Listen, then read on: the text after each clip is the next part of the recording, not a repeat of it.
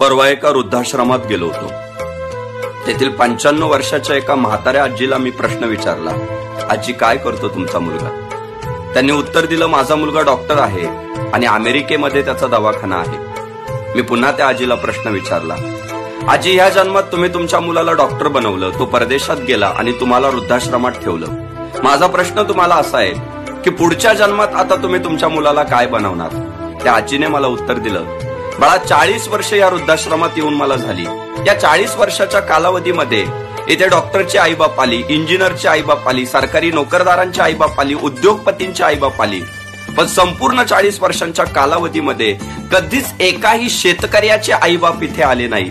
म्हणून पुढच्या जन्मात माझ्या मुलाला जर मी काय बनवील तर शेतकरी बनवील. कारण या जगाच्या पाठीवर फक्त शेतकरीच असा आहे की तो आपल्या आईबापाला कधीच वृद्धाश्रमात नेऊन सोडत नाही.